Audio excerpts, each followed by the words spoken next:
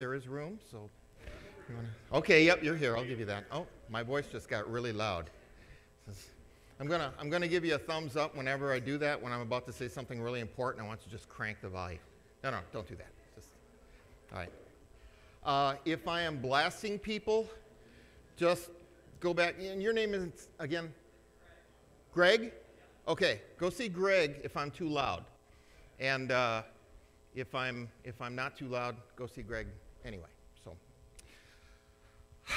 my name is Kevin Noreen, and on November 5th, I was getting ready to go and teach my classes at the university, and on the news. Actually, I think it was my son who texted me about that. My son is really good. We talk probably 3-4 times a week where he either texts or calls, something like that, and said, "Did you hear what happened?" And I said, "No, what happened?" And he gave me a link, and it went to the shooting at the Baptist church in Texas, where on any given Sunday you might have 50 people in attendance, and a criminal with a gun walked in and started shooting. And so what we had were 25 or 26 wounded, and about that number killed. And people said, "Well, why was he coming out of the church?" We've all probably heard the story of the guy with the Santa Claus beard who went out in his jammies and bare feet with his rifle and exchanged fire with this guy. He came out because he figured he was done. He'd shot everybody that he could shoot. And it hit me in a way that, my students don't hear a lot about what's going on in the real world. The university is kind of a secure place where a lot of information from even the city of Platteville doesn't often make it into the grapevine of what's happening at the university. So the kids, and I'll call them kids because they're younger than my own children, they hear a lot of what's going on for me. So we talked about that, because when you're in criminal justice, my lesson material is in the headlines every single day, not just in the news, in the headlines. So we apply what's happening in the real world to what these future professionals are going to have to know something about when they go into it.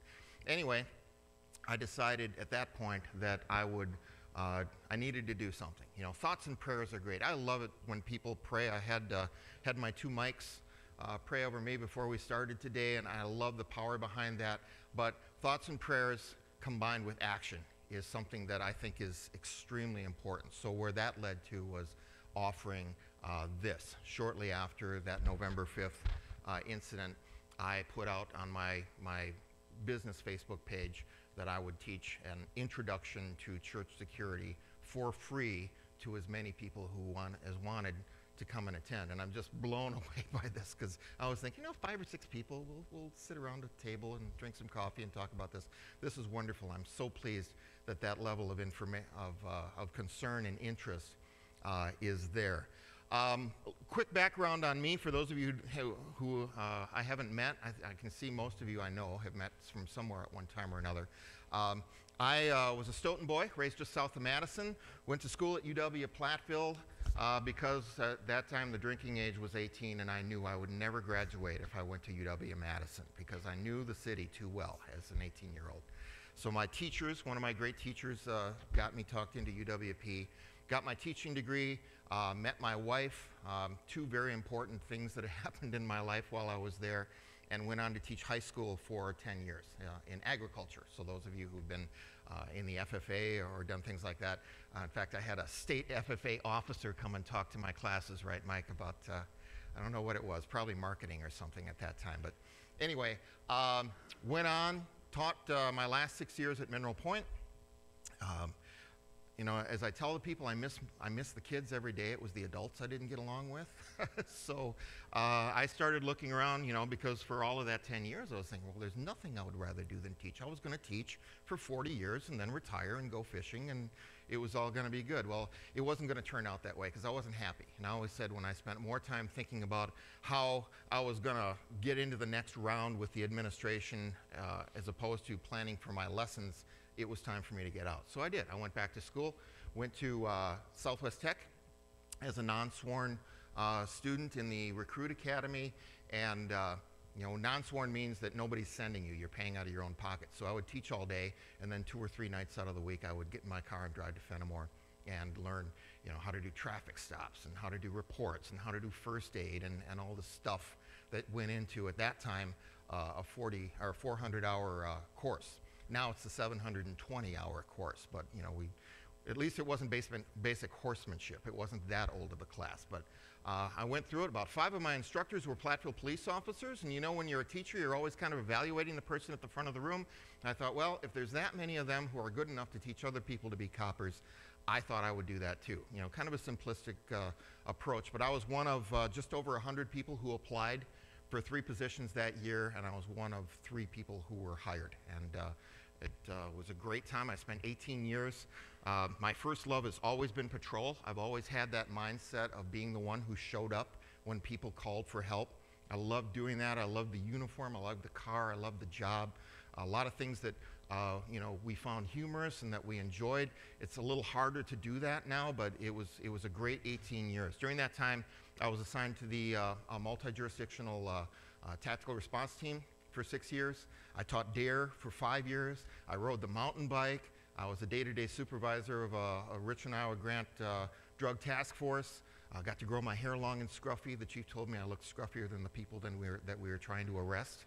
And it was a fantastic career, but I was always that person. And I remember in April of 1999, April 19th, sitting in my living room with then Officer Doug McKinley and then Officer Bruce Buchholz, now they're the chief and lead lieutenant, watching Columbine happen live.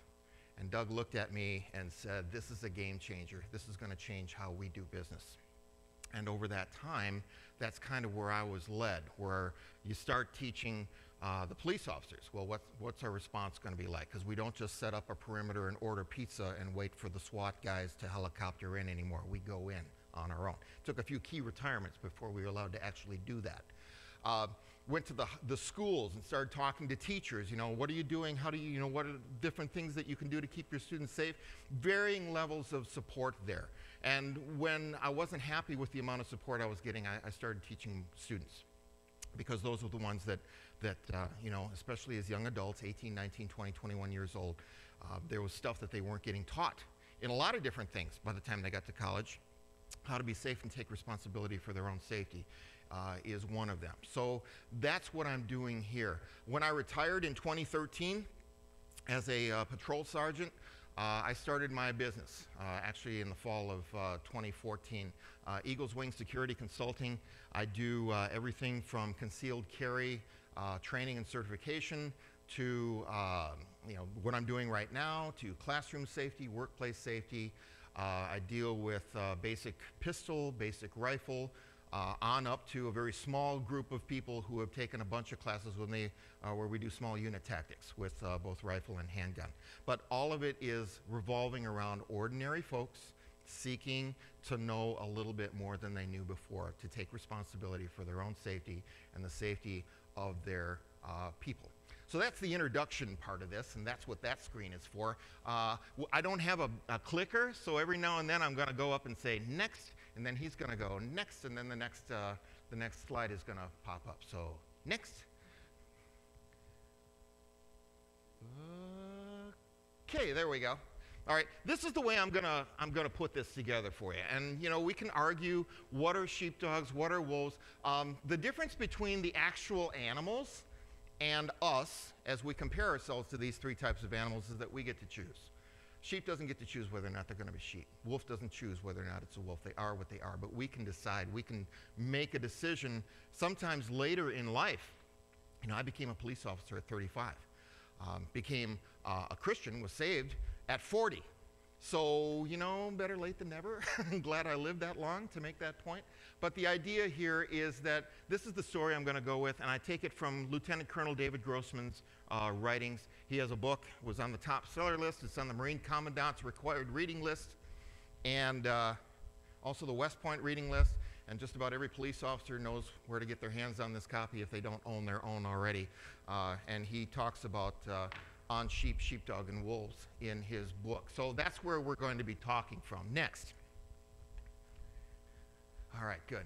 Let's start with the shepherd. Okay, now in some churches, the shepherd is the guy or gal who stands at the front and kind of leads the congregation and determines the path of where the church is going to go as a group of people. And they have, sometimes they're just like a member of the congregation who has some extra training, who is hired by the congregation. In other churches, you have a priest and you get what you get.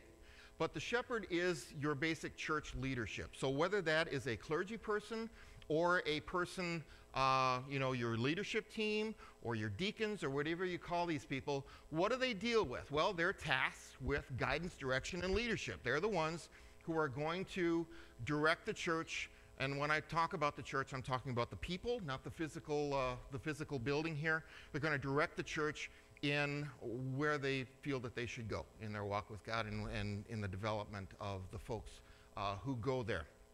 Several of the folks here in this room are part of leadership groups.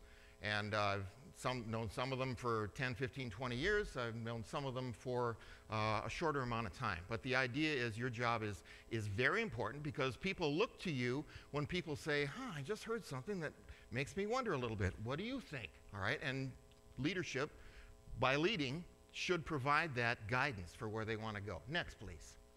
All right. Now, the sheep, there we go. Not to talk down, all right, sometimes when we refer to people as sheep, we say it in a derogatory term. That's not what I'm saying here, all right? Sheep, according to Grossman in his essay on sheepdogs, wolves, and sheep, basically sheep are good and decent, hardworking, productive people. Yeah, we all want to be that, right? Who would never hurt another human being other than by accident or under the most extreme provocation. They are nice people. They are the majority of people. They are the people that you are likely to meet. And to the most part, we can rely on our fellow person sitting to our left and to our right to be decent people. And in that context, they are part of the flock. They are sheep. They have the potential to grow through education, through experience, through mistakes, which leads to experience and gives you wisdom, and they are definitely a resource. Some people will always be sheep. I had a friend, he's not here today. He preached one day how sometimes, people who sit in his church, a lima bean could get about as much out of what is happening in the church because they show up on Sunday, they get checked in, punch their ticket, and they're gone. But other people want to grow. They want to expand. They want to teach. And this goes to my next slide. And that goes to some people will become shepherds. Nobody just walks into a church and winds up on the leadership team, right? There needs to be a certain level of confidence on the part of the flock, and there needs to be a certain amount of ability on the part of the person who might become a shepherd. But that comes from experience. And experience can come from both good decisions and bad decisions. It's just a question of whether or not we learn from them. They are mostly passive recipients of what is provided by the shepherds and the sheepdogs. So good people, all right? If you don't leave anything else, leave here with anything else in your head. There's actually a few things I want you to leave with. But I want you to understand that we do not look down upon the sheepdogs. The sheepdogs are our community. They are our flock. For the purposes of explaining our rules and our roles in this whole overall scheme, I'm using animals. So I don't want anybody to get tightened up over the fact that, you just called me a sheep. No, I didn't exactly do that. Okay, next.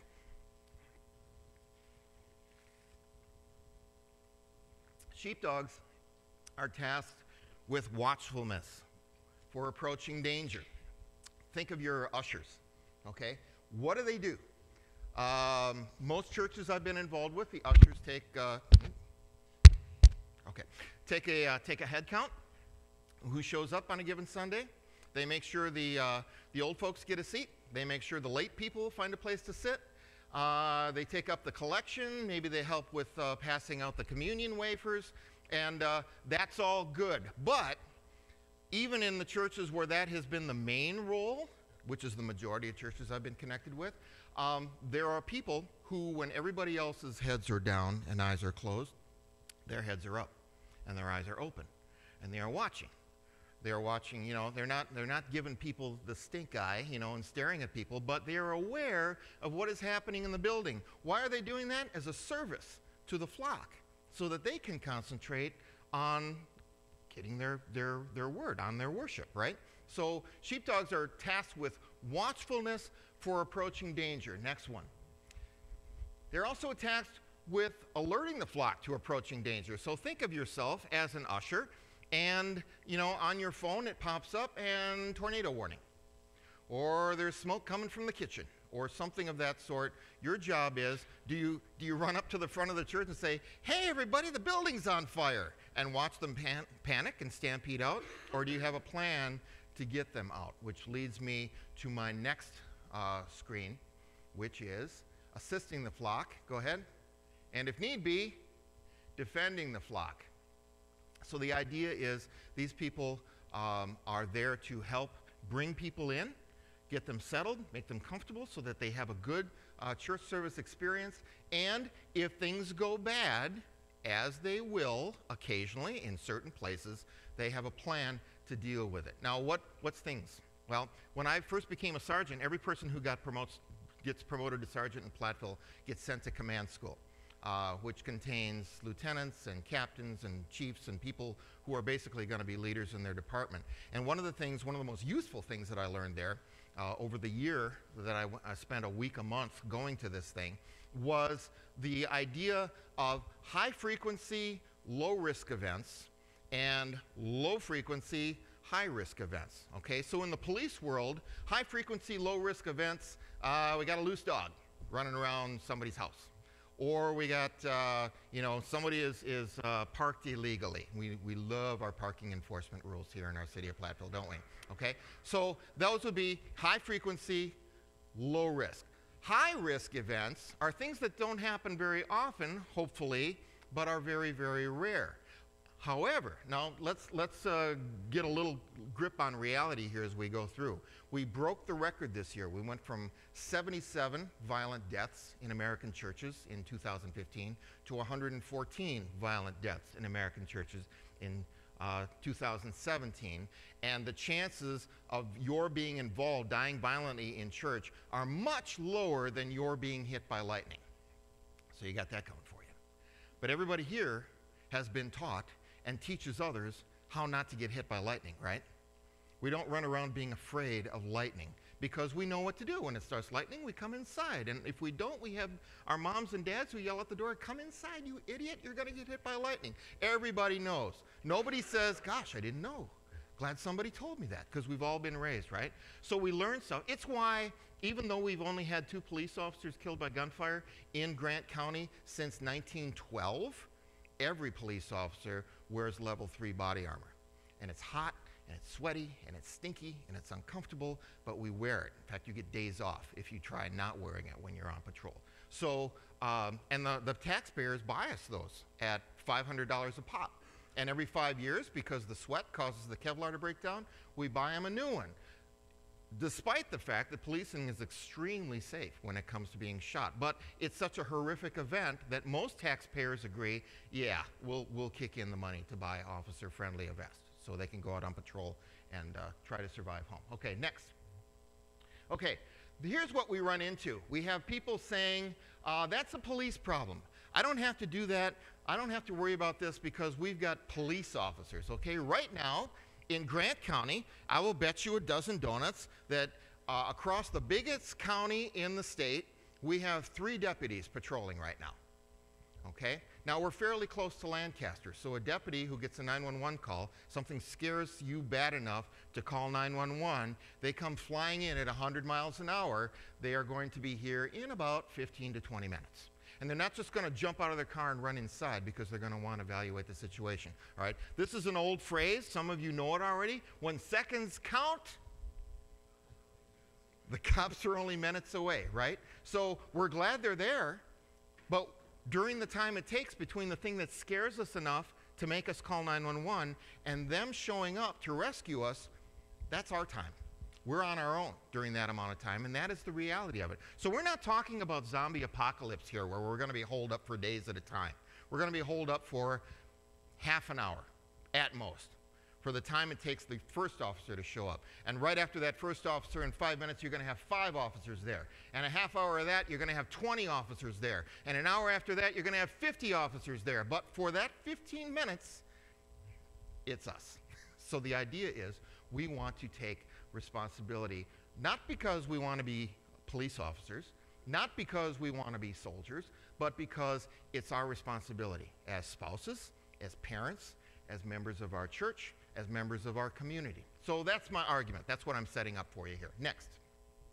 All right.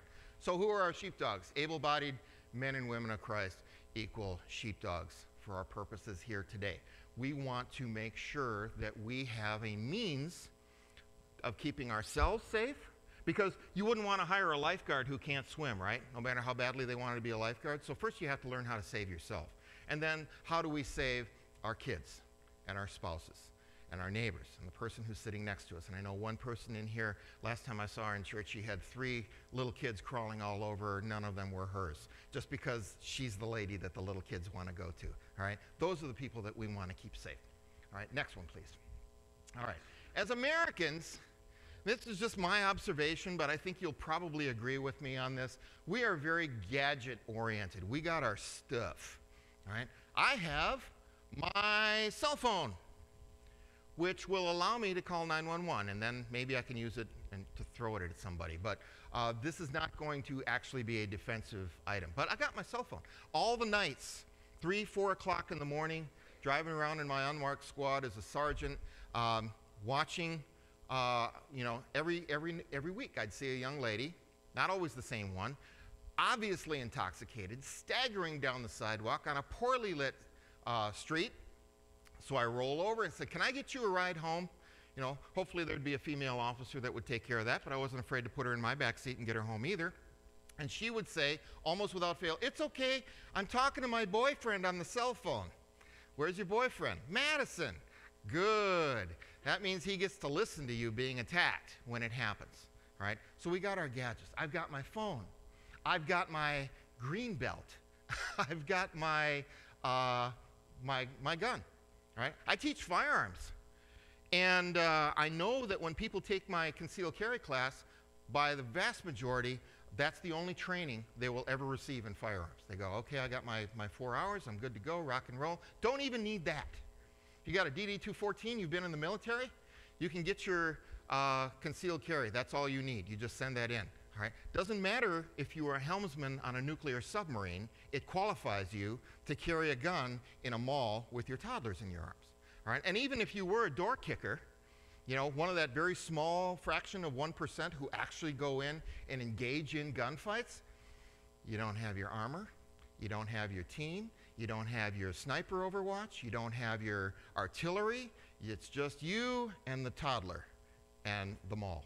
So I recommend that you get training. Don't just say, "I went and bought a gun and I'm ready to go. I'm ready to protect my world here because I've seen every episode of The Unit at least twice.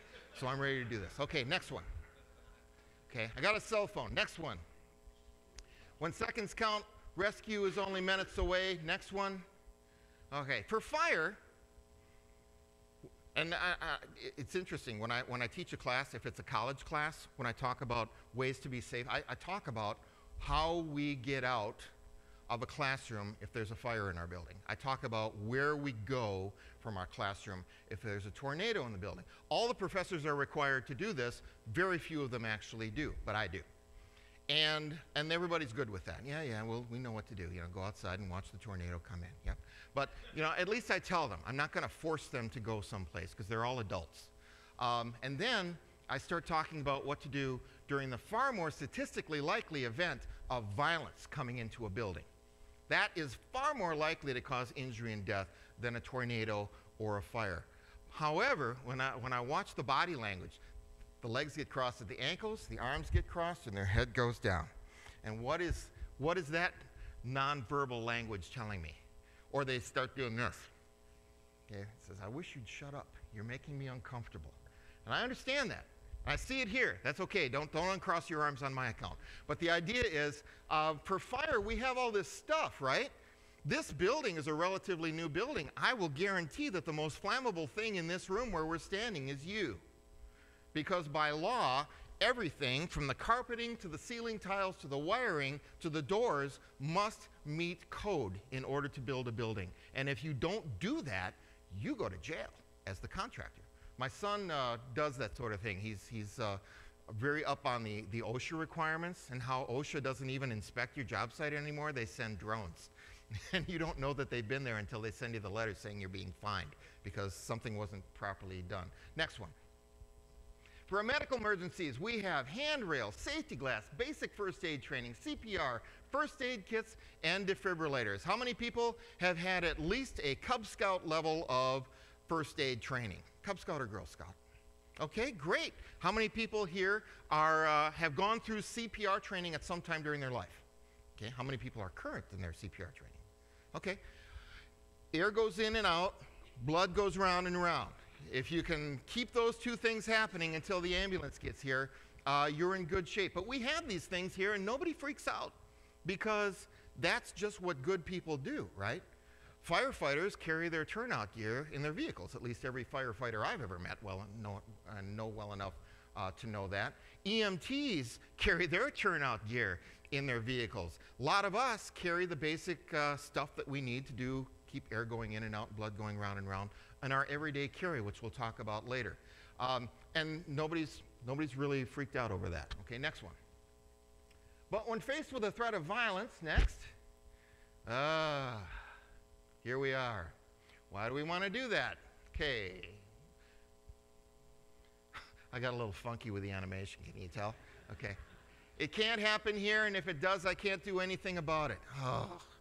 Denial, ladies and gentlemen, is not a river in Egypt.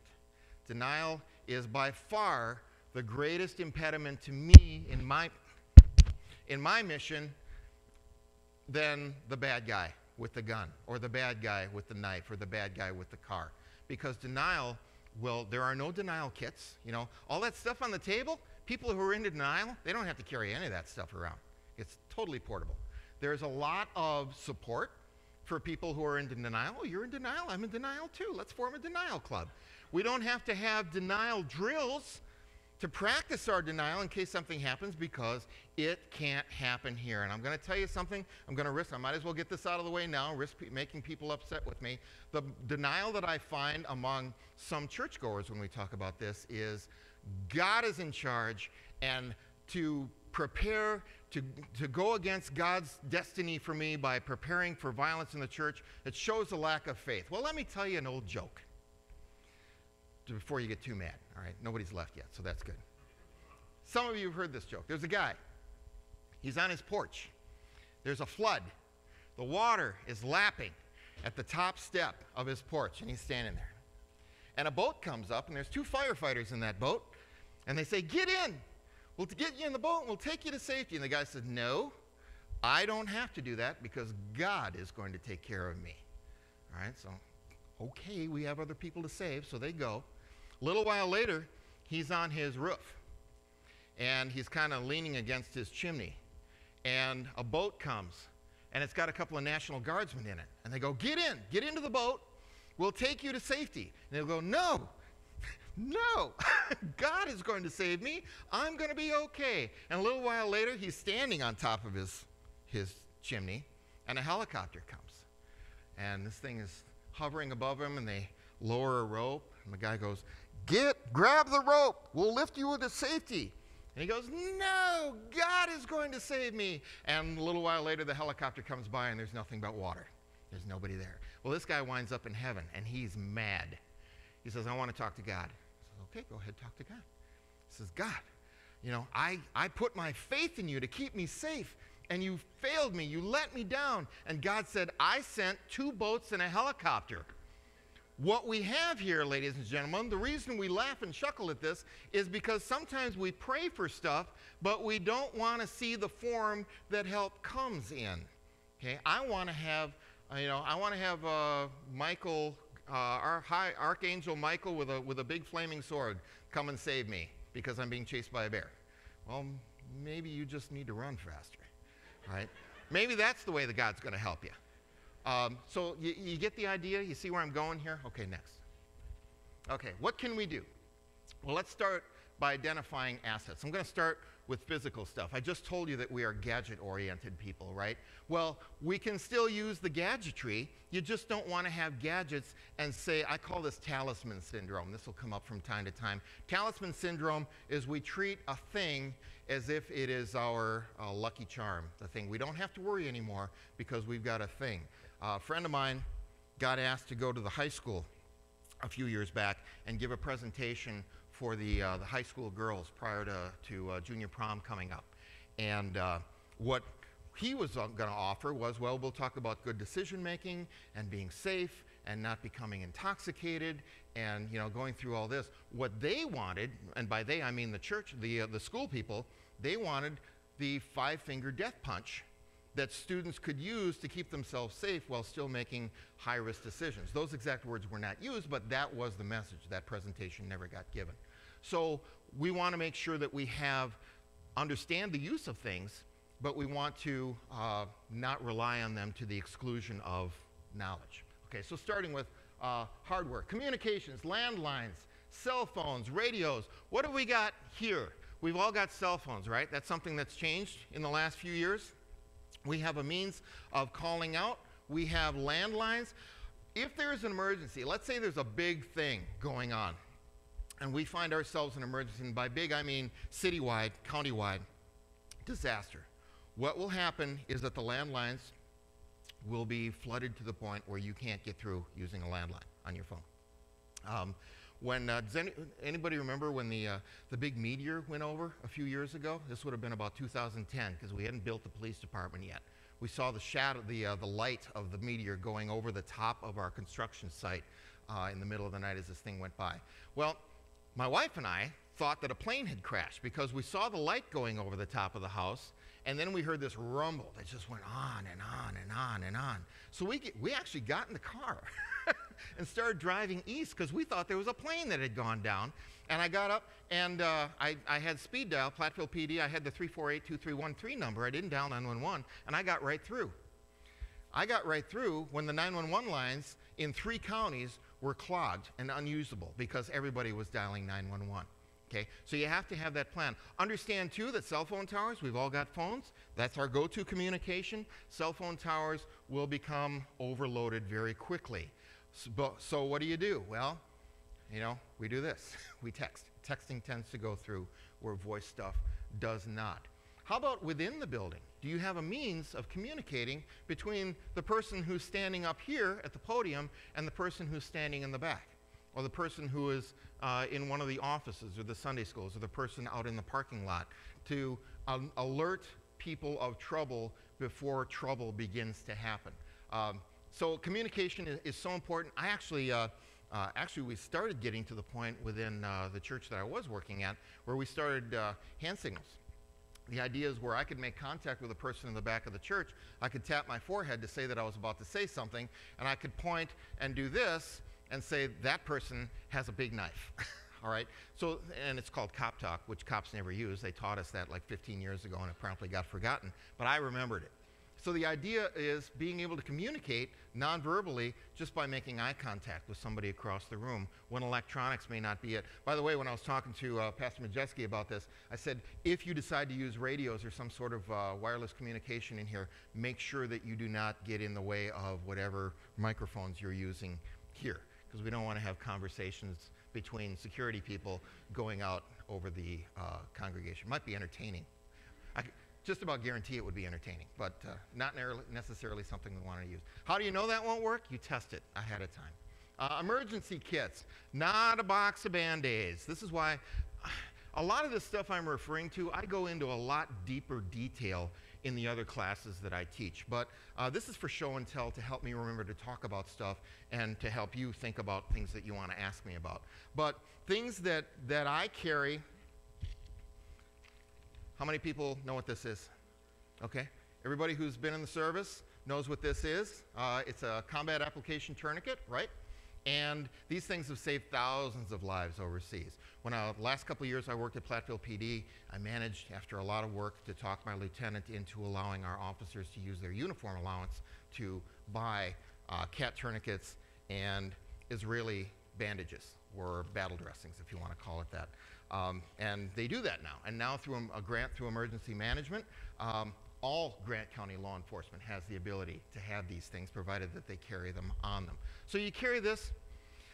I actually got into a bit of a tiff with the school district where, you know, I tried to get these things in every classroom, teach every teacher how to use it. By the way, this is a perishable skill. You have to practice to learn how to put these things on with one hand.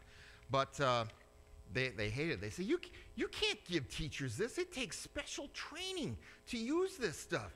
I said, you know, we've taught over 1 million 18-year-olds to use this stuff. I'm pretty sure a middle-aged teacher with a master's degree can figure it out. And she gave out Ziploc baggies full of Band-Aids. No, that's not a joke. That was her thing. She held it up in front of all the principals and said, here's what I give. And it's like, says, you need special training. I said, this is your training. That probably wouldn't have been the best thing to say in that meeting, but it's what I said anyway. And the chief just kind of went, oh, okay. Emergency kits are important. You have an emergency kit in this church. If I were to say, I've got $20 for the first person who can bring me that emergency kit, who could go and find it right now? 1, 2, 3, okay. Hope you're all here when something bad happens. Mike, where is it? Okay, that looks familiar. I got a deal on diaper bags from Walmart.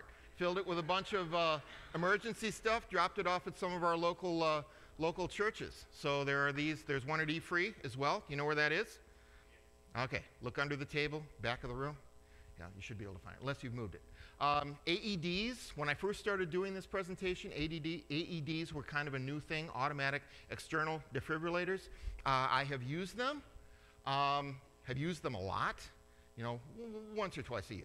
I would get to do CPR, or I would get to use an AED, depending on what my job was between me and my partner as we're dealing with a pulse and stomp breather.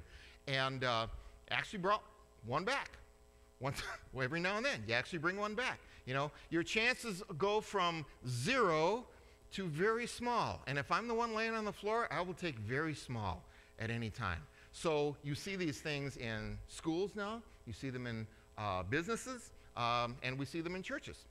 If we don't have one in the church yet, you may want to think about doing that. Electronic security, locks and alarms. One of the things I like about that is doable in a church, it will be difficult for the people who are creatures of habit and are used to always being able to come in a certain door, but single point of entry. Even if it's at a certain point during the service when everybody's in there and the music comes up and people start singing their opening hymn, all the doors are secured except for the main door. And there are eyeballs on that main door. Okay. Is that difficult? No. Is it expensive? Absolutely not. Is it a change? Yes, and some people will be opposed to it for that very reason. But it's something that you can do without melting your credit card to make that stuff happen. Floor plans. Are your floor plans accessible by rescue before a crisis? I want to invite you, if you haven't done this already, at your perspective, your various churches that you come from, our multi-jurisdictional Grant County, they call this I believe it's the Crisis Response Team, the CRT. SWAT is actually a trademarked term that's owned by the Los Angeles Police Department. Another police officer once told, well, you know, SWAT is trademarked, you know, because I made some mention of SWAT. And I said, yeah, but when you say ERT or TRT or STAR Team or CRT, and people go, what's that? And you go, it's SWAT. And they go, oh yeah, okay. But anyway, these people are regular patrol officers. They're moms and dads, or mostly dads. I don't think we have any female members. I haven't been on the team for several years. But they are always looking for places to train, all right? And it's not always the weight room, and it's not always the firing range. What they want to do is get familiar with floor plans. So if they have to go into a building to rescue somebody, they're going to know what's the best way to get in, what's the second best way to get in. How do I get into this building so that people in this part of the building do not see me? And how do you do that? You say, hi, Grant County Sheriff, can I talk to Sheriff Dreckman, please? Yeah, okay. Sheriff Dreckman here. Sheriff, we're interested in offering our building to your tactical team for room clearing training. Would you be willing to do that? There'd be a long pause because it doesn't get many calls like that. But consider letting your first responders, and I'm not just talking the SWAT guys, who are patrol officers, all right? They don't just sit around lifting weights and shooting guns waiting for the pager to go off, all right? They are actually wearing uniforms, driving around, picking up roadkill deer, you know, doing what deputies do out there in the county. But, you know, bring them in. Also bring in your EMTs. Because if there is a situation here where we have people down, where they are injured, we are going to have EMTs along with firefighters coming in. You're going to get the whole response, all right? EMTs, when they go through their national registry test, correct me if I'm wrong, it may have changed since I was an EMT, but the first question you have to ask when you do your practical exams is what? Is the scene safe? And if it's not safe, they don't go in. At least they're not supposed to. So the idea is we have tactical medics. We have a tactical medic on our Grant County team, and we have EMTs, but it's going to be a lot better for them if they know they're in the sanctuary. What's the sanctuary? I don't go to church, all right? They're in Pastor Mike's office. I have no clue who Pastor Mike is or where his office is located. So the idea is you share this stuff with them so that when there's an emergency, they're not wasting time standing with a trunk lid of their squad car open, looking at blueprints, trying to figure out what they're supposed to do, or wondering why they don't have blueprints, which is also an issue. Okay, okay, let's go on to the next one. All right, and then we have stuff, right? We have the gun, we have the phone, even a first aid kit. I taught our officers how to use cat tourniquets. I would stand there with a timer, and I'd say, left leg, go. And they would have to get this thing on within 30 seconds, which is very generous. 15 is better. I went to pull this thing out after not touching it for a while, and it's a perishable skill. I had to sit down and figure it out. I'm glad I wasn't bleeding while I was playing with that, right? So you have to practice. You just can't carry him around and say, here's my golden nugget that's going to save me from all things if you don't know how to use this stuff. Two-way radios are great. Video cameras. A word on video cameras and video systems. At that Baptist church where the shooting took place on November 5th, where 25 people died, 27 people were injured, they filmed their church services every Sunday. And some poor, pardon my language, SOB police officer had to sit there and watch that video of that massacre taking place. I hope they didn't leave him or her in a room alone while they had to do that. All right. Good for forensic value. We are able to record the crime after it has occurred. But unless you've got a person who is in a position to respond, actively watching that video as something bad starts to happen, it isn't going to help you. It's nice to have. You know, you get a break-in, somebody comes in, steals stuff, vandalizes stuff. It's nice to have those cameras there so you can go back and find it. But in a real violent attack, videos aren't going to help you. That's just a simple fact. We have a wonderful video system in our school district, all right? You can't go into a building. They've got single point of entry, something that they started doing the last few years I worked at Platteville, where you have to go up to the door, and I would sometimes have to get up on my tiptoes so they could see my badge before they would let me in. Who do we give that job to, of watching that tiny little postcard-sized video screen? The busiest person in the school. The one who's selling lunch tickets and talking on the phone and dealing with sick kids and all this, we give it to the school secretary, right? Is that fair to put that on that poor person's shoulders, the safety of the entire building? I don't think so, but it's something that we do. Their camera system is amazing. If I would be pulling doors at 3 o'clock in the morning and I find an unsecured door at one of the elementary schools and I just go in, poke my head in, look back and forth, no sign of forced entry, looks like we're good. The guy who will come in at 7 o'clock in the morning will pull that up and see that I poked my head in and saw that because it's motion detected and it'll come up. But will that stop an attack in progress?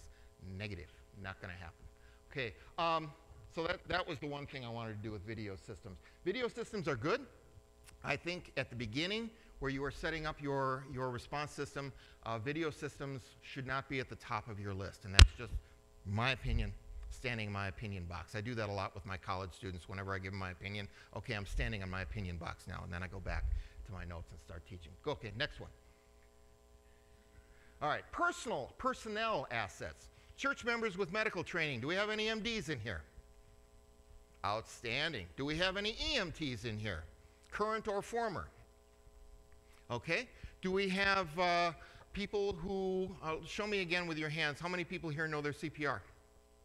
Okay, excellent.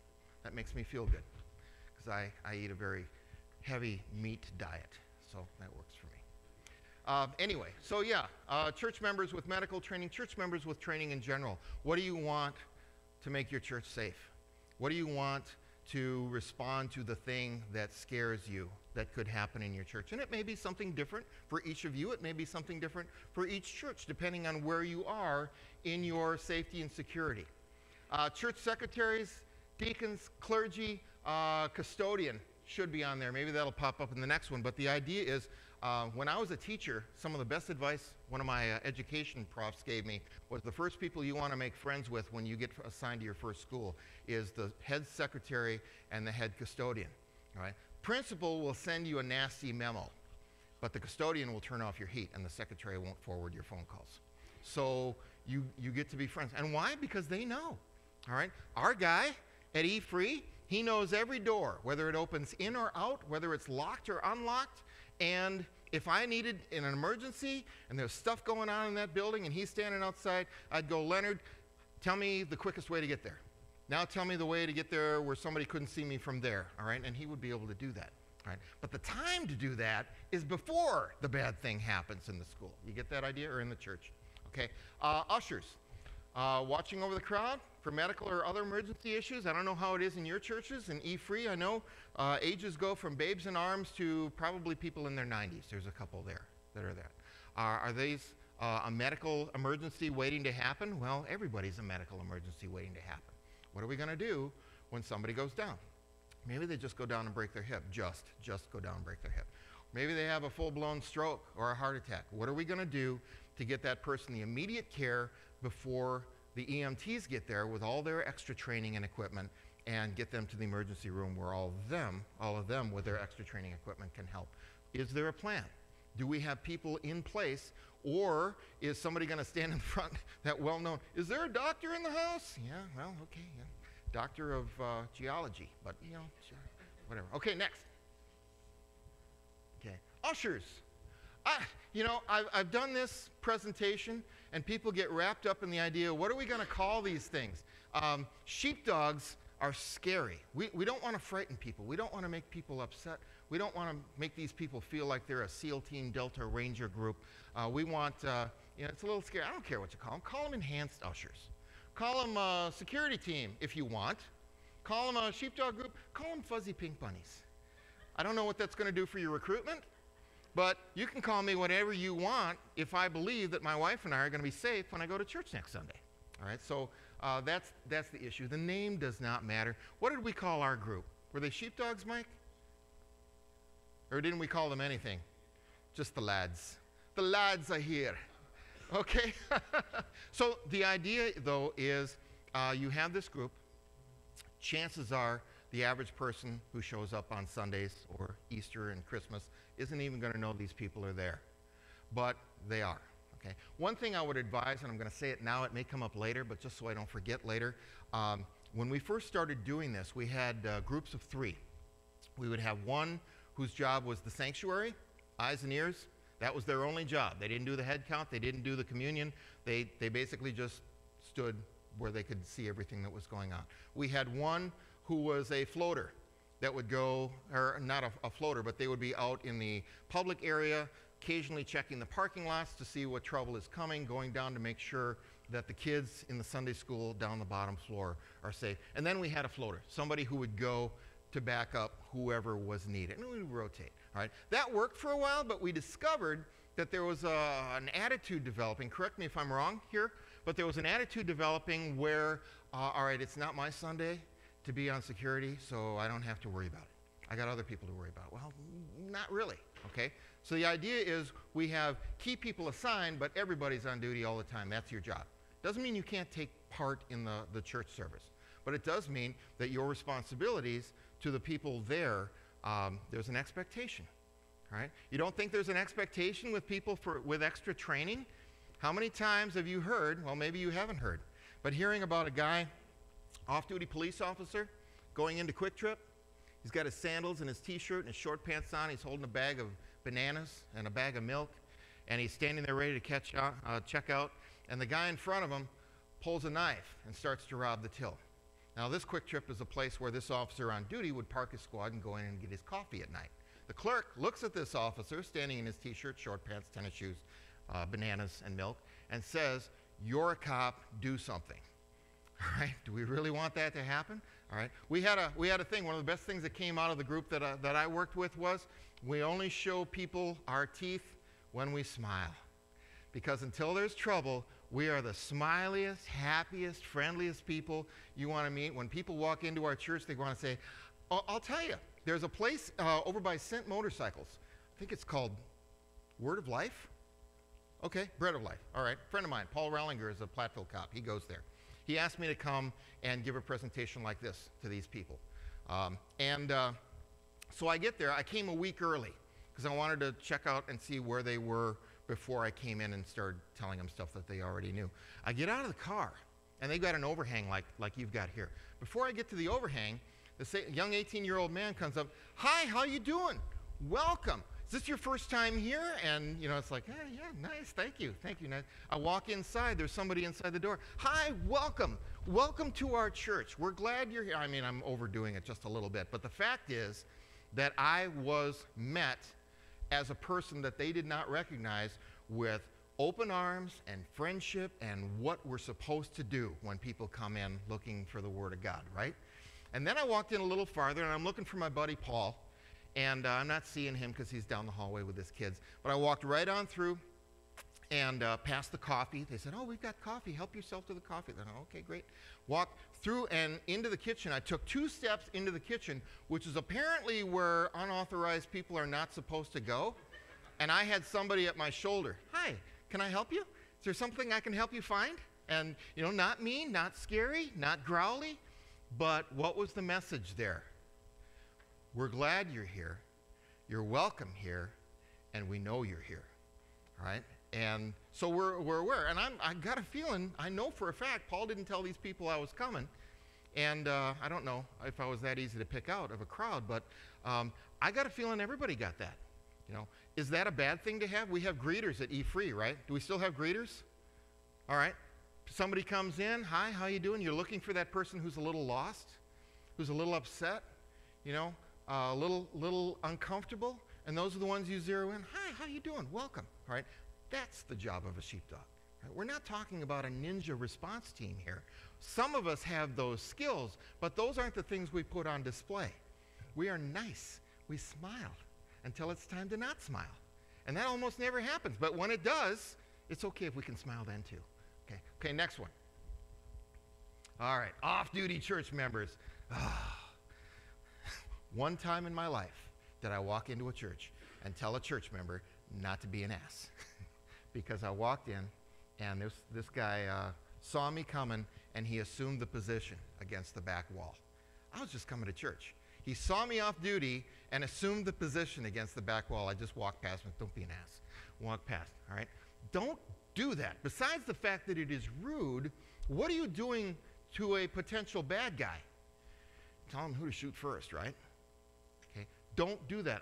Are there any law enforcement people in here? Any deputies, city police officers? Yeah, they need to get out more. We have a pretty good Christian representation in our police department. Probably every denomination.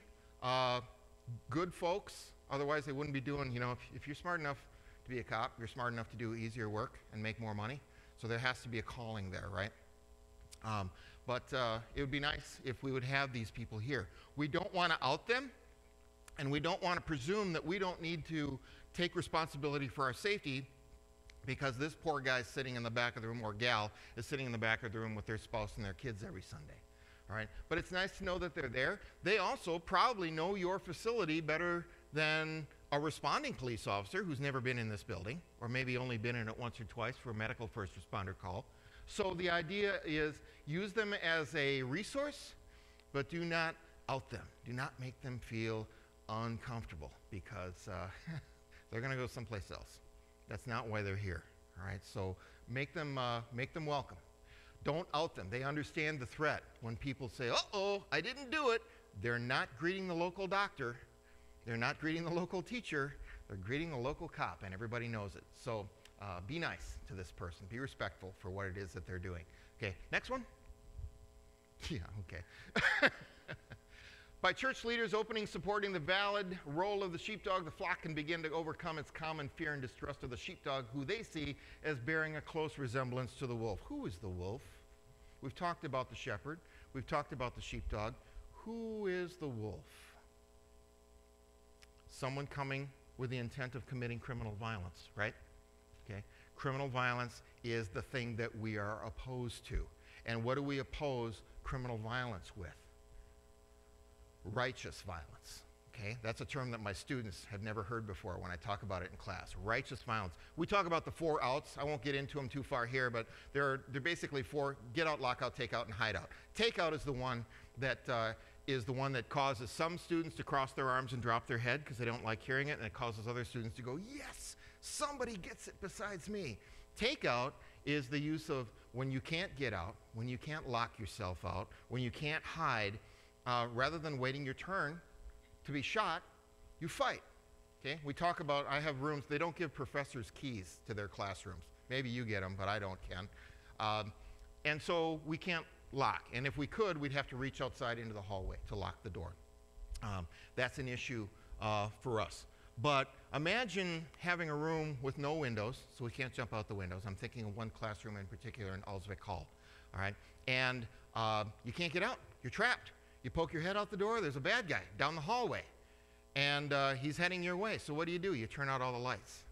All the lights. You take out even the security lights and make it darker than the inside of a cow. And when this person opens the door, their pupils are small because they've been in a brightly lit hallway. They open the door and all they see is darkness.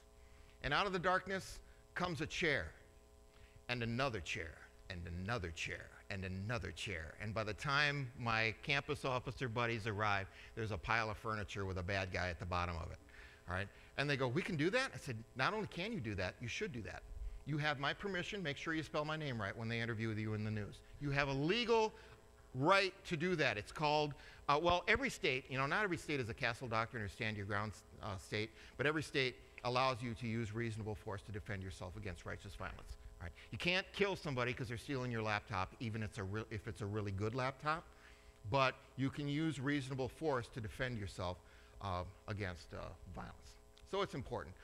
Keep in mind, too, I don't typically say this in groups that are not church-oriented, but keep in mind that Mike, I think, is the first one who said, when you're in a war, you don't attack the people who are already working for you, right? You're going to attack the people who are your enemy. All right? Now, when Satan is attacking, is he going to attack the people who are already doing his bidding? Going to the church or whatever, crumbles your cookie? Or the people who are hardcore leaders for Jesus Christ? All right? And you're going to wind up being targeted where you would not otherwise be targeted. And I do believe, and I talk about this in my classes, not very often, but I do bring it up, I believe in good and evil with capital letters. I do believe in demonic influence. This guy that went into that church in Texas. And how does anybody do that? People say, oh, he's sick. Maybe. But I believe in the demonic, and I believe there's a factor there. So that's the extra little bit of criminal violence that you get to cope with as a result of who you are and where you are. Okay, next one.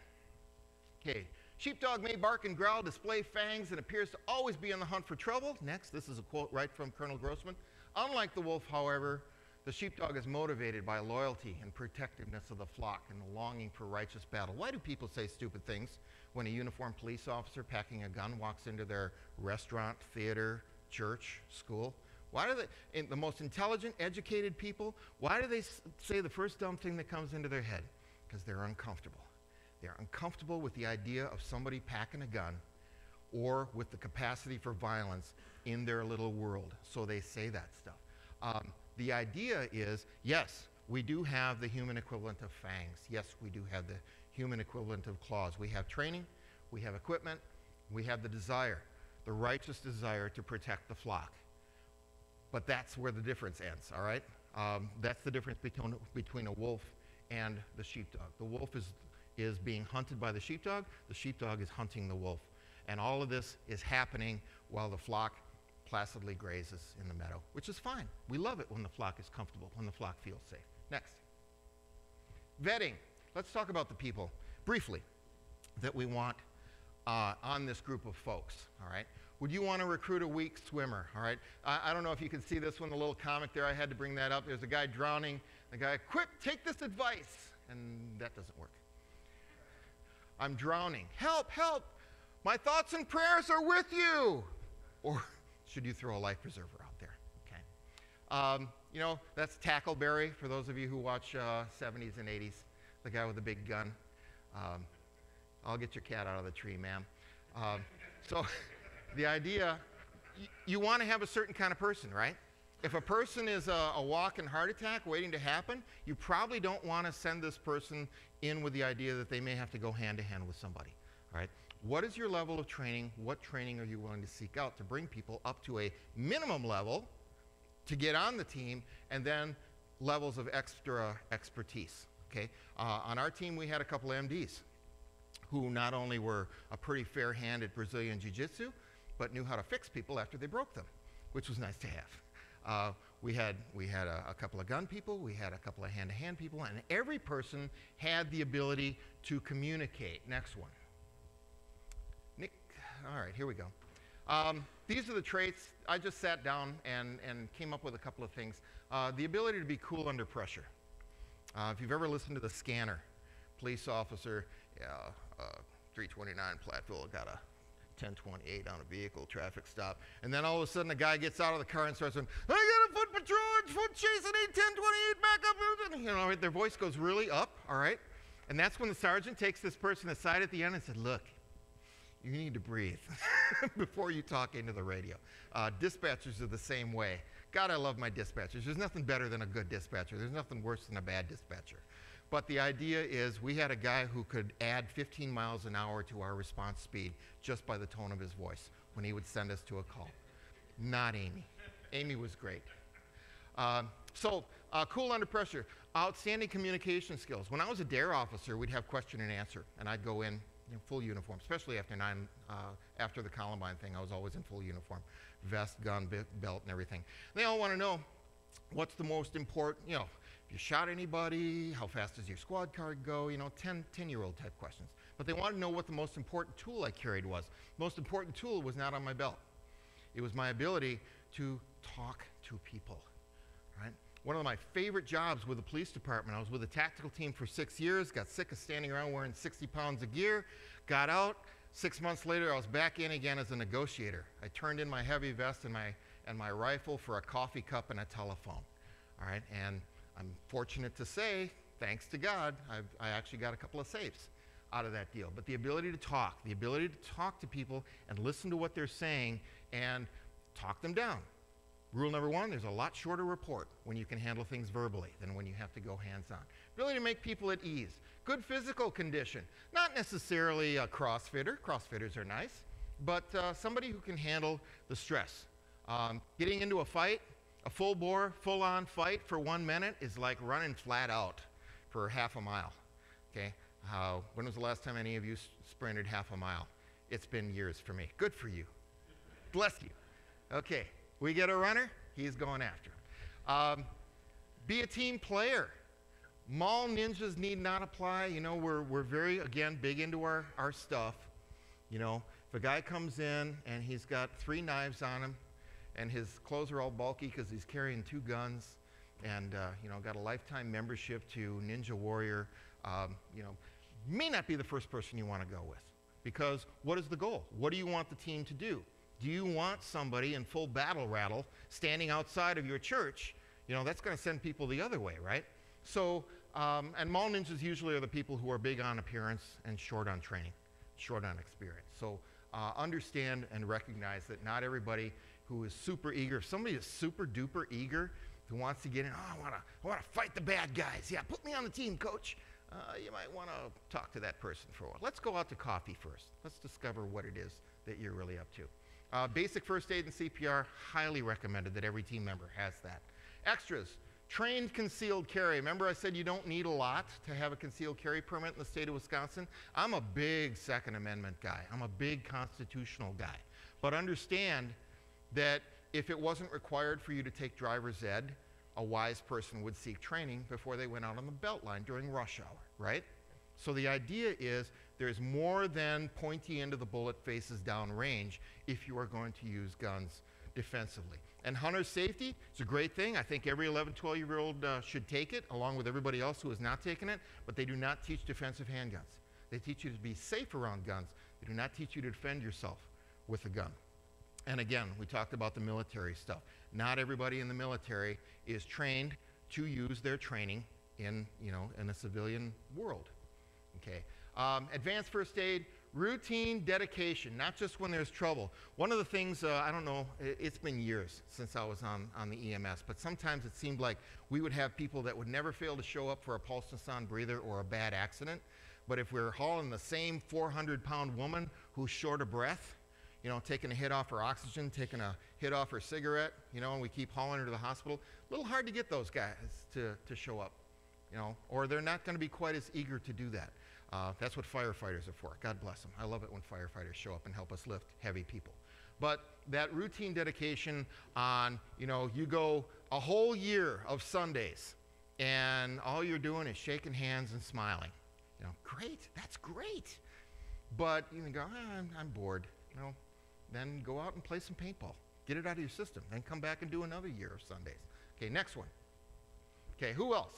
Sunday school teachers, church security, custodian, able-bodied people, and not so able-bodied who have eyes and ears and are willing to speak up. I'm not as physically fit as I was when I was 35 or 45 or 55.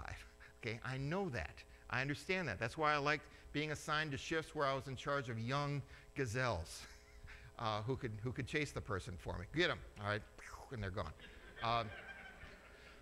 But I have good eyes and ears. I have experience where they go, okay, we got an open door at Kmart. Why don't you come on over? We'll get our rifles out and clear this thing. And whoa, whoa, whoa, whoa. Meet me in the corner of the parking lot. Let's talk this over. First of all, it's going to take you till breakfast. Second of all, no. Okay, so we talk about that. So you take advantage of your skills, all right? I sat next to a guy who looked older than me, at least to my eyes, at a dinner meeting on Sunday. Sitting there, gray goatee, gray hair, and older gentleman, but he was a member of the Scottish military order, Scottish American military order. So he had his little medals, Special Forces, Air Assault, Combat Infantry Badge, Bronze Star, and a bunch of other stuff that I didn't know. I wasn't in the military, but I've seen a lot of movies, so I recognize what. Anyway, you think this is a guy who could teach somebody, a young person who doesn't have that experience? Take advantages of these people. It's the old guy sitting in the back who was walking around rice paddies before you were born that might be able to teach you stuff that you couldn't learn out of a book or even from somebody like me. So take advantage of those people. Deacons, leadership team, church board, whatever you call these people, work to avoid the attitude of, it's not my problem, it's probably nothing, I don't want to be that guy or that girl. Do you think in this Texas shooting that somebody knew that this guy was off his rocker and planning violence? Yeah. Facebook is a wonderful indicator. I always tell my students, go through your Facebook page as a potential employer and see, if you won the Girls Gone Wild contest in Florida during spring break, that's probably not something you want to see a future employer see. Or if you won the quarter barrel race or whatever it is that you put on there. So understand that you need to be that kind of person who is going to see stuff and say stuff. And I'm not into Big Brother. I read 1984. Sometimes I see parallels between us and them in that book. But I still think that if you know something, I would, it's like I told people when I was working, I would rather have you come to me 12 times for something that turns out to be nothing than to have something bad happen that you saw coming but didn't want to embarrass yourself by saying anything. So that's what these people are for. Okay, next. Spiritual assets. Here we go. Clergy people, folks who study, anything that you want to share would certainly be welcome here. But I've done a little bit of my own research, and we'll see where this goes. We have the secular. George Orwell just talked about 1984. Citizens can sleep peacefully in their beds because rough men are willing to do violence on their behalf. We talk about righteous violence. We talk about people willing to come and use righteous violence to defend you, but in order for that to happen, they have to be here. And you need to do something in order to keep yourself healthy and alive for them to rescue. So that's what they're. Biblical. There's a foundation and precedent for rough men willing to do violence on behalf of God's people. I love the Old Testament stories, but there are also a couple of New Testament stories that we can learn from. Next. Recall the story of the man in the flood. We talked about that. Recall the parable of the talents. All right? They actually list the talents in the Bible, right? But there's people that can speak tongues. There's people who can interpret what people who speak tongues. There's people who do prophecy. There's people who do ministry. I would put people who are trained, capable, and willing and called to protect the flock under the general category of ministry. Okay? Not the collar type ministry, but the person who serves, which is what ministry means, right? Who serves the flock through their talents. Our abilities are a gift from God. What we do with them is our gift to Him.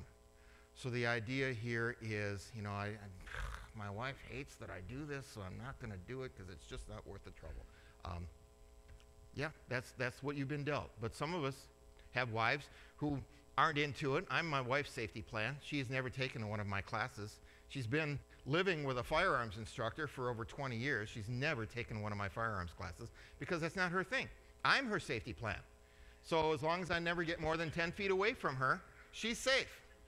But I worry about her the rest of the time. Okay, next one. Okay, Moses. I just watched the Charlton Heston movie this winter. Killing the Egyptian slaver, driving the shepherds from the well, calling down God's plagues. Moses was not a shrinking violet. All right? He was often afraid, often reluctant. He was a human being. But boy, when it came time to act, he acted. Okay, next one. You shall not murder. This comes up, King James Version talks about this one of the commandments is thou shalt not kill. All right? That's a translation issue. It's been explained to me. The word is thou shalt not murder in the actual language that the Old Testament was printed in, and the idea is killing of innocents, right? Because how many cities did Joshua's armies take out between leaving Egypt and entering the Promised Land? Lots, right? And when he tried not to kill everybody in the city, God made him go back and do it. That's the stuff you don't hear about a lot of times on Sunday mornings, but righteous violence is something that is there. Now, people say, well, how can God be for violence and killing, but it says thou shalt not kill? Well, here's the reason why. Thou shalt not murder. Murder defined as the death of an innocent. The death of somebody who did not, to use the Texas version, need killing. All right? So, do we have the ability to use legal and biblically sound violence in defense of ourselves, our family, and the flock? The answer is yes. Next. Joshua, Bible's first fighting general. John Derek played him in the movie, by the way.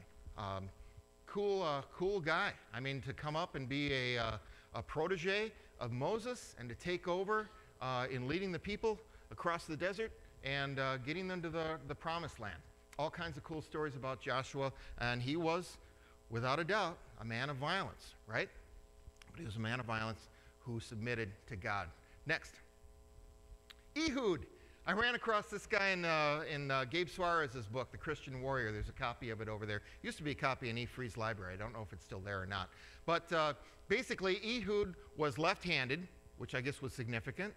And he wound up killing the king of Moab, right? You know the story? He made a dagger, and he strapped it to the inside of his leg. And then he went in to visit this king of Moab, who was just brutal, nasty human being, leader of nasty people who were subjugating the Jews. And he says, I need to speak to you alone for a minute. And Moab goes, sounds legit. Sends everybody out. And Ehud pulls out his dagger, and Moab was a great big fat guy. And he pulled it, read it, okay? I'm not making this stuff up. He pushed the dagger so far into the guy that the fat covered up the dagger. And then he snuck out and left the king of Moab there. So he was one of the judges. Jeremiah, cursed is he who does the work of the Lord with slackness, and cursed is he who keeps back his sword from bloodshed. Those who built the wall and those who carried burdens, Nehemiah, when he's building the wall, loaded themselves so that they worked with one hand and the other hand held a weapon. So there is historical precedent for the idea of being equipped with the life-saving tools of your profession, if you're an off-duty police officer, or a trained concealed carry person. Next one. King David, my favorite. He's my favorite Old Testament character because he was a flawed man, and yet he was a man after God's own heart, right? David killed was it thousands or tens of thousands? Tens of thousands, okay. Yeah, that's why you're here. Help me with this, okay? Either killed people directly, starting with Goliath, or caused people to die upon his orders, right? When did he get into trouble?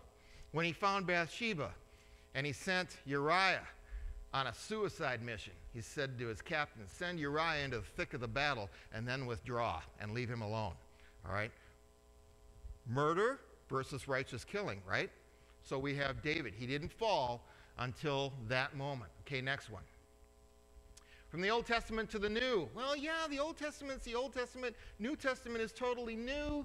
Not necessarily. For I, the Lord, do not change. Therefore, you, sons of Jacob, are not consumed. Malachi, right? No, Malachi. Malachi. That's the way I first read it.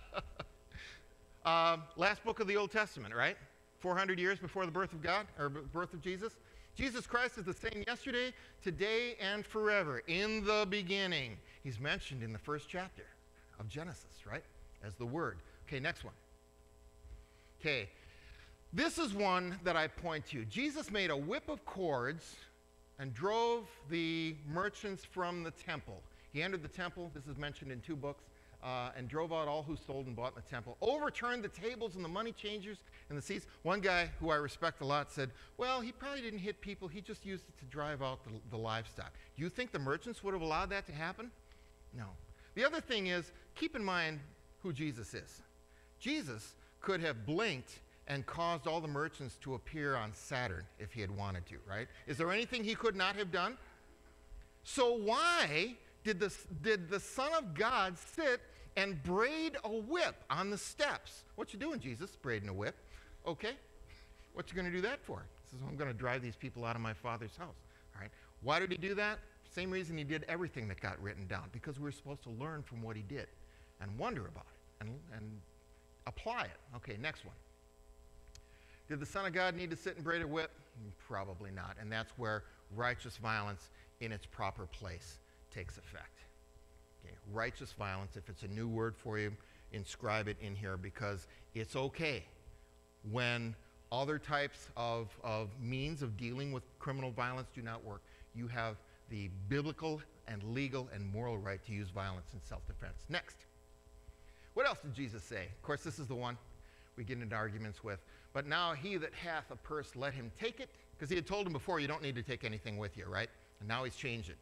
Because let he who hath a purse take it. He who hath no sword, let him buy one. Gabe Suarez puts this in modern terms. He that has a wallet, let him take it. And he that has no Glock, let him buy one. Okay? The modern day version of a personal defense weapon, right? Back then it was a sword or a dagger. He knew Peter was carrying one. At least one of the disciples was going around armed, right? Because that comes in later during his arrest. Okay, next one. Oh, by the way, back that up a second. Okay, when they come to him and they say, behold, Lord, here are 2 swords. And Jesus said to them, it is enough, which means you should carry a rifle and a pistol. No, I'll leave that open to interpretation. But people see you with a gun and they say, oh, I see you're carrying a pistol. Are you expecting trouble? No, if I was expecting trouble, I'd have brought my rifle and a bunch of friends with me. But you notice that Jesus did not say, no, you misinterpreted what I meant. Remember when he said, beware the yeast of the Pharisees? And they thought that he was saying they didn't bring enough bread with them? Okay? No, I'm telling you that the word from the Pharisees can, in fact, I guess that's a better, could have said beware the virus of the Pharisees, but they didn't know what a virus was in those days. The disciples didn't. But he told them he didn't correct them. He didn't correct them because they got it right. Next. Swords into plowshares. Keep in mind, that when Isaiah talks about beating swords into plowshares, he's talking about the new kingdom, which has not yet happened. We're still keeping our swords at this point because still waiting. Jesus not here yet.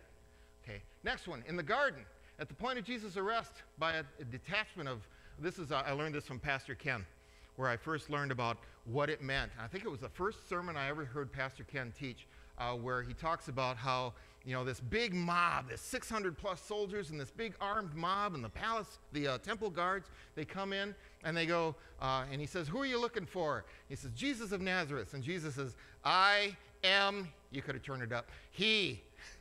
And everybody put their face in the dust. 600 people, boom, boom, boom, boom, down on the ground. It was amazing. And then what happens? Well, Peter was the impulsive one, right? Peter, I sometimes associate myself with Peter because I sometimes say things before running it through my filter. But he pulls out a sword, cuts off a servant's ear, one of the servants of the head priest. And Jesus said, put up your sword. And he says, all men who live by the sword shall die by the sword. Do you not know that I could pray to my Father and have 10,000 angels come to my aid? Yeah, but that wasn't his mission, was it? What would have happened if Peter and the other disciples had decided to duke it out with that mob? They'd have died. And Jesus still would have been arrested, and he still would have carried out his mission.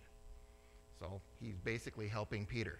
Put that away. It's not going to end well for you. So a lot of people who are against all types of violence, this unquestioned passivity, say, well, tells us that we're not supposed to have a sword because if you have, no, that's not it. Violence in its proper place, not in all cases. Right? Listen to the context of where this comes from. Next. All right, so what's a sheepdog to do? Now we are to the point, we're an hour and a half in. Does anybody want to take a quick break before we finish things up? All right, we're all adults. If you need to use the restroom, just go use the restroom. But we'll keep pushing here. Okay, things we can do. What are we going to do? Well, things we can do between now and next Sunday, it's now Monday night, with minimum cost and minimum effort. What are some things that you can do? My goal tonight, which I'd actually meant to say during my introduction, my goal tonight is for each of you to leave here with some immediate, intermediate, and long-term goals which you can work on personally for yourself and that you can take back to your churches and work on as a church, okay? So if you've got a writing utensil, I do have some pens here, and I have a bunch of folders with a summary of what I've been doing. I got 31 folders. I would ask that if you were here as part of a husband and wife team, I love husband and wife teams. You pledge the rest of your life to each other. Why would you not pledge your defense to each other, right? That's why when you take one of my classes, as a married couple, one spouse trains for half price. Just a little pitch there, all right? So I'll take one, send it on. That one's mine. Okay, so what are some things that we can do? Well, it depends on who you are and where you're from. Some things you can do at no cost and little effort. Single point of entry.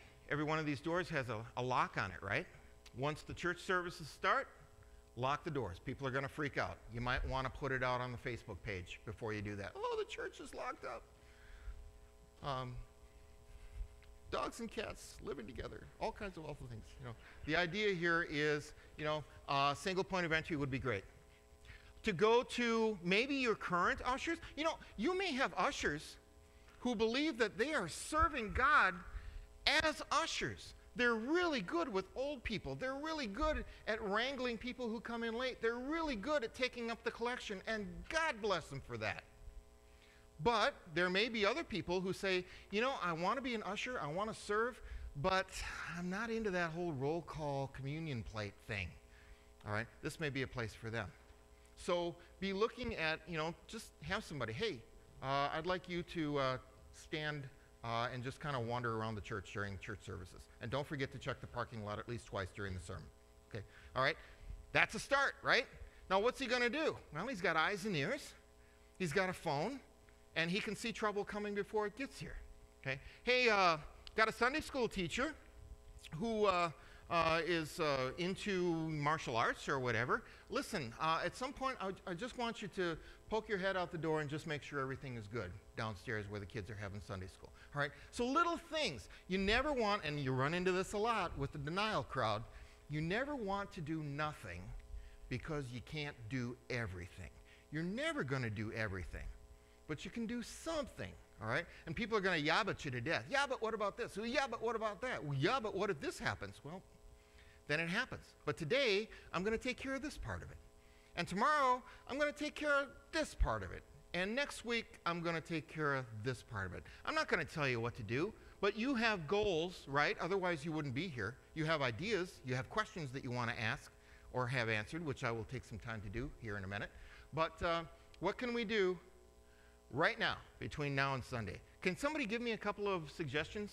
Not saying that you're going to be committed to this, all right? But just, for instance, we could do this. Anything?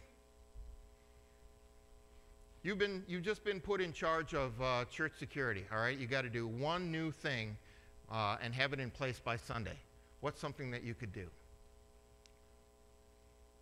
Did I hear something? Yeah, single point of entry would work. Yep.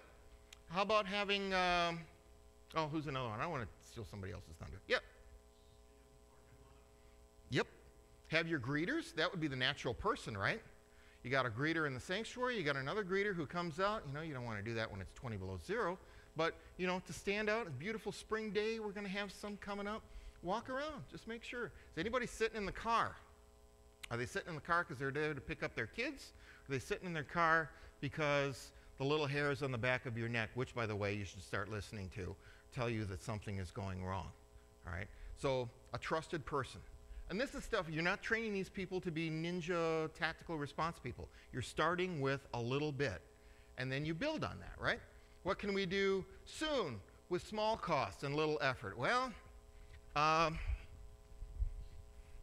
maybe your ushers and security people don't have wireless communication yet. Okay, maybe you do.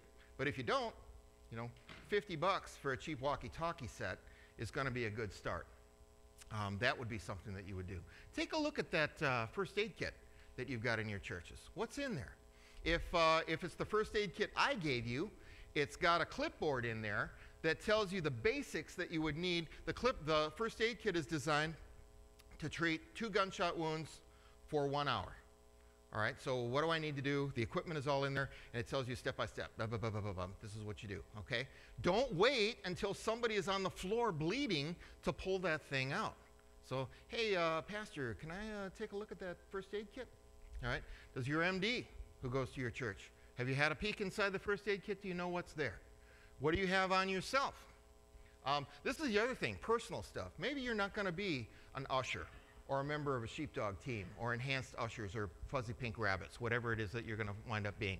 What are you carrying on you right now that could help defend you in a situation, all right? Do you have a flashlight? Do you have another flashlight? 2 is 1, 1 is none, right? Do you have a trauma bandage? Not a Band-Aid, something that will actually absorb a pint of blood that you can use. This one actually has little wings on it that will help you put pressure as a compress. Do you have a knife? It's my culture. I come from a family where I got my first knife when I was 4 years old. Okay, so you can generally get by with a knife. Keep in mind that cutting strings on hay bales is not training for knife fighting. So don't use this as a talisman saying, oh, I'll be safe, I've got a knife. Have you ever pulled it out? How fast can you get it out? Can you do stuff with it? I started carrying one of these that I could open with one hand when I was a police officer. And I always carried it on my opposite side. I'm left-handed because for gun retention. Or if I was stuck somewhere and tied up, I actually had Todd Casper tried to step over a barbed wire fence and his shoelace caught. And he stuck like this with a jump kit in each hand, you know. And I've got a jump kit in my hand. I pulled my knife out, snick, cut his shoelace, and he was good to go. All right, so yeah, is that knife fighting? No. Was I glad I had a knife? Absolutely. So that's something that we can do. Things that we can do over time. This is the development of your team. What we're doing tonight is purely an introduction. I'm not getting into any detail here, right? I'm giving you general stuff where you can say, huh, how do I make this work? How would this look if I incorporated this into my church, or my home, or my office, or my business? because all of these things apply, all right? The idea is, how do you keep yourself safe? How you doing? Are you in shape? Have you been to your doctor lately? Have you been to your dentist lately? Don't give me that look, Mike. I'm overdue. But, keeping yourself physically fit and capable so that if you have to go in and save somebody else, you're not going to become a casualty that somebody else has to go in and save. All right? What are you doing to make that happen? Okay, next one. Okay. So goals. So this is where you'd be writing some stuff down if you wanted to. Physical. What are your physical goals? What am I going to do? I'm going to do one absolutely perfect cover of Men's Fitness magazine push-up today before I go to bed. Okay. Is that a start? Yeah. You're ahead of the person who stayed on the couch eating cheese puffs, right? So yeah, that's a start. Is that going to turn you into a CrossFitter or a mixed martial arts guy? Eventually, but it's going to take a lot more. All right. Group stuff. Get together with some people. And we're not talking guys showing up and say, okay, today we're going to practice carrying 300-pound Joe out of the church. All right. Oh, maybe that's not a good place to start. Maybe we'll start with 100-pound Joe. And 4 of us will work on safely picking this person up and carrying him from the front of the church out the door. Okay, and learn how to do it safely without hurting him. Or we're going to have somebody come in and say, all right, today we're going to get together and learn how to put on a tourniquet. Today we're going to learn and review basic control of bleeding. All right, there's so many different things that you can do. Personnel, what kind of people are you looking at? I know that a lot of you, as you're sitting here, are probably thinking of some faces that have popped up in your mind saying, this person would be good at that. This person would be great. I wonder if they would do that. This person's a nut. I wouldn't let him near anything like that stuff. But the idea is, you're starting to think of who your recruitment is going to be. And then spiritual. I don't pray as much as I ought to. I pray fairly frequently, but you know what? When I have a cavity, I go to a dentist who's really good at cavities. When I need prayer, I go to guys who are really good at praying and gals who are really good at praying for me. And there have been a lot of people praying for me tonight, going back for at least a week when I first put out the request that you do that for me. But don't forget that everything you do here is on behalf of and at the request of somebody bigger than you and somebody bigger than me. So have yourself, we call this in criminal justice classes, we call this moral clarity. Know why you are doing it, have a reason for doing it, and let that motivate you to do it. Not just you because you look good in a tight t-shirt, with your muscles bulging, or because, you've got this brand new pistol that you picked up in a shiny, squeaky leather holster and you can't wait to start wearing it to church. But start developing yourself into the kind of person that can be depended on to keep other people safe. Next. All right. Additional training options. This is something that comes up, I'm a gun guy. This is where I've spent most of my time training. I've been through police defense arrest tactics. I probably spent more time actually fighting with people than the average person because of my job. Fortunately for me, most of them were drunk, but as I got older, I began to realize, I need to work harder. I can't just rely on good genetics at this point. Not every fight is a gunfight. And for that reason, there's a guy named Nico Gladys, who some of you know, who is brilliant as a teacher, and he just happens to be very good at jiu-jitsu. I have wrestled with him. I've watched Nico and other people who are into BJJ wrestle and spar together. When you see 2 really good BJJ guys sparring, there's a lot of giggling going on because it's a problem-solving exercise. There is no brute force going on here. It's like wrestling with a leaf spring on a truck. And they're laughing, and I can remember sparring with Nico, and he goes, oh, you don't want to do that. And I go, why not? He says, because you're about to break your own arm. I says, oh, that's valuable information. Thanks for sharing that with me, Nico. So anyway, Ivy Jiu-Jitsu in Lancaster, Nico is the guy. All of my classes that I teach, and I mentioned this in the folders that you got, have Nico's Ivy Jiu-Jitsu card right under my card.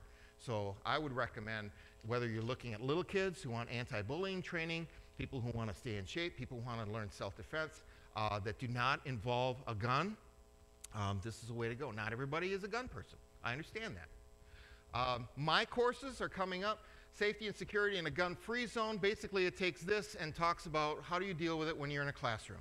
How do you deal with it when you're in an office space or a workspace where you are not allowed to be armed? That does not mean you're defenseless. Okay? It's basically a longer version of what every college student in every one of my classes gets the first week of class. It's not that expensive, and it happens at Steve's Pizza, so you can order lunch and sit back and learn the 4 outs and learn the 5 Ds of staying safe in an area where you don't necessarily have a firearm as your go-to weapon. Concealed carry course is coming up on February 17th or March 10th. They're a 4-hour course. It counts as required training for concealed carry. Typically, we'll have people who already have a permit in my classes who want to learn more about the legal aspects of how not to, how to deal with the part of the gunfight that happens after the gunfight, which is the legal battle. Spending tens of thousands of dollars defending yourself in what turns out to be a justified shooting is common. But that's not out of line with what we pay for automobile insurance, right? So we get shooting insurance, and there are different options that we can do with that. Intermediate church security training, I'll toss that out there. The next step when we start putting together a team and actually doing some hands-on stuff with that. So we'll basically pick up where we leave off with this class. Advanced church security, this is where Mike and I kind of left off with our team when we were at E-Free, and that is scenario-based, where we'll actually have role players coming in. What do you do with an emotionally disturbed person who is loud and abusive? Somebody who is making threats. We're not gonna be wrestling people to the ground because we don't want to put people in the hospital. But starting with our communication skills, how do you talk to somebody? In police work, we call it verbal judo. How do you talk to somebody to calm them down, to get them to, stop doing what they're doing and allow you to help them? So we'll do, that is available. I do offer a basic handgun and basic AR-type rifle course. That's going to be happening starting in April. Force-on-force gunfighting takes the basic handgun course, which is basic marksmanship and gun handling. It's not how to fight with a gun. And what we do is we take airsoft, and we take face masks, and we take gloves, and you train with a partner who is actively moving and attacking you. We have a guy, where's my rubber knife? We have a guy called the Tueler drill. Michael, hold that up. We have a guy with that knife standing 21 feet away. We have a trainee with an airsoft gun. You're both wearing protective equipment. No, that's fine. Just hold it up so people can see. And basically, when this person sees the guy with the knife push off and start to charge him, they draw their weapon and they have to shoot them. Don't do that. I'm actually carrying a gun today. He'd beat me up otherwise. Anyway, we train them. Usually when somebody just stands there, like Matt Dillon in the opening scene of Gunsmoke, they get cut. They get marked with this knife that has chalk and things on it. So your clothes are going to get all messy, all right? But we teach them basically how to move when people are coming at them so that we can cut that distance in half. Because remember, in a real attack, you're not going to be looking at the person when they push off and start charging you. You're going to see them coming out of the corner of your eye. And how do you move while you are drawing, as you are shooting, to stop that threat before they cut you? Because a tie is unacceptable. We don't want to have a tie in a knife fight. So we make sure that that happens. It's a blast. There will be welts. I named mine. Last time I trained with a couple of people, it was Ringo, John, Paul, George, and Eric the Red. I just basically got hit across the stomach. But pain is a great motivator. Without injury, pain is a great motivator, and it teaches you how to fight with a gun. And we have a lot of fun with that. Individual first aid kit. I have an IFAC, individual first aid kit. This is what I carry with me. First of all, here. This is the backpack that I carry over my shoulder, just like thousands of other people every day when I would teach at the university, okay? I didn't have to buy a new backpack for my emergency kit. I just had to take this one little pocket right here and fill that. And here's what I've got. Just a quick tour of my first aid kit, okay? Just have a Leatherman. I'm a guy. I like to have tools. A good Leatherman has a good blade, and it doesn't scream weapon. So I'm comfortable using this in the university. I have a nasal airway and some lube, Somebody is having trouble breathing, but they're not totally unconscious, so if you snake something down their throat, they gag on it. You put this up their nose. This is carried in every infantryman's individual first aid kit. I actually watched a guy put this in himself once, and it was like, oh, no thanks. But, you know, when you're not breathing. Quick clot, nice to have. When I was an EMT, the only thing we could put into a patient was oxygen. But now they're actually talking about packing wounds and teaching how this is done. It's the granular stuff. ER docs didn't like this because it was a mess to clean up, but now they've got it impregnated into gauze so it holds better. So you have a live patient and the doctor isn't mad at you when you get there. The whole thing fits in a container this big. All right, so if I had to, I could wear it over my shoulder or something, but mostly it just rides around. I have a flashlight, and I have another flashlight. I have latex gloves. I have dressings for chest wounds. You know, if you get a sucking chest wound, this basically, you put this over the entry and the exit, and it helps the person from having a collapsed lung. Keep a trauma shears, because they're cool. Another dressing. What else do I have here? Oh, other stuff. I carry a little cash. Not enough to make it worth stealing, but if the power goes out because of some sort of a disaster, I can put a few gallons of gas in my truck if I can find somebody wanting to take it for cash, or they got a generator or something. So I'm not stuck because I can only use my credit card. What else have I got here? I got another rolled gauze, basic first aid textbooks. Remember how I said we couldn't lock our doors in our classrooms? An inward swinging door, you jam this under the door. I actually added, the ones that I use now have drywall nails sticking out the bottom. It catches the carpet. Nobody's coming in until you say they come in. Total cost, $5, okay? I make these. We had doors in Ulrich Hall. Doors that opened inward with a central pillar. No keys, right? And it didn't work with, actually they opened outward. It didn't work with the wedge. And so there was this big thing, oh, we need to talk to facilities, and oh, they got to retrofit everything. It's going to cost a lot of money. We don't know when we're going to do this. My boss, Stacy, and the Criminal Justice Department said, Kevin, and I said, here you go, $7, Farm and Fleet. Clips over each door handle. Click, click, nobody's getting in. Or if they do get in, it's going to take them a while, and we'll be ready for them when they come in. So you don't have to, you don't have to keep somebody from attacking you no matter what. Remember the story about the two people hiking in the woods and a bear starts chasing them?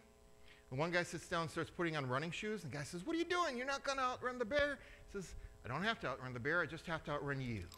Okay? So the idea here, and I tell this to my students, is I don't have to protect the whole building. I can't protect the whole building. But I can make our classroom a less attractive target than the other classrooms in this building.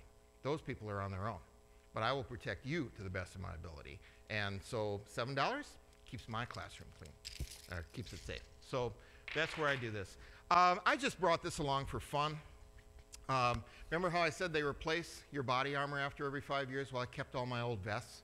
Here's an old panel with a trauma plate on it. Basically keeps you from getting bruised and stuff and something hits you in the chest. Sometimes I'll stick this in the laptop pocket of my backpack. So can you buy stuff commercially? Yeah, you can do stuff. This is level 3A.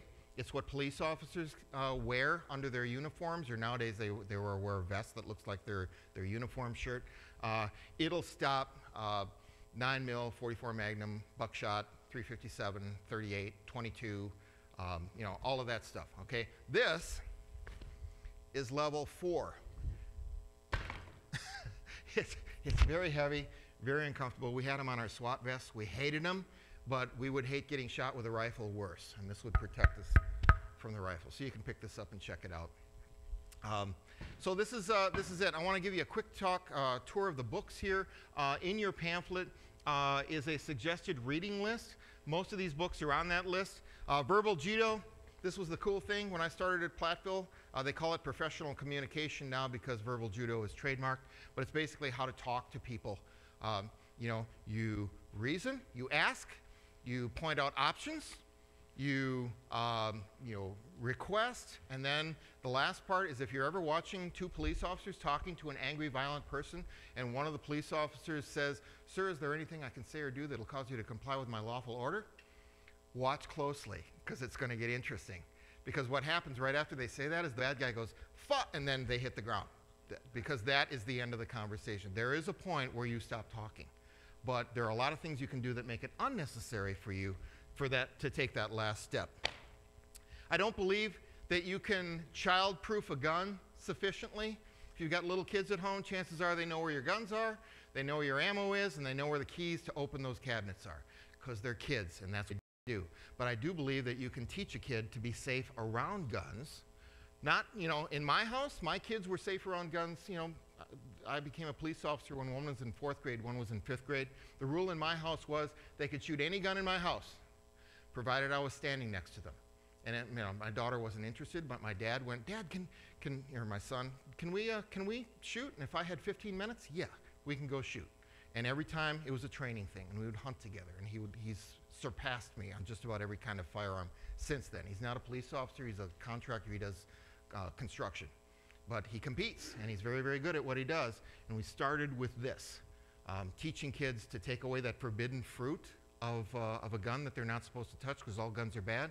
And also, you may lock up your guns, but sooner or later they're going to go to little Johnny's house. And maybe little Johnny's parents don't lock up their guns as well. So you teach kids to be safe around them. After you shoot, interesting book, basically talks about the reality of dealing with the police and the courts after you've used a firearm in self-defense. I get into that pretty heavily in the concealed carry. Force-on-force gunfighting, scenarios that we use for this. The Gift of Fear is an excellent book. It's geared towards women, but it's good for everybody. The gist of this book is we have had the ability to listen to our gut and listen to the little hairs in the back of our head bred out of us by society, all right? Especially women. Number of times, women who have been the victim of sexual assault say, I knew this was going to go bad when I got in the elevator with a guy. But I didn't want to be mean. I didn't want to be rude. Excuse my language. I didn't want to be a bitch. Every one of my students hears this in my class. Ladies and gentlemen, you have my permission. When you are under threat of attack, be a bitch.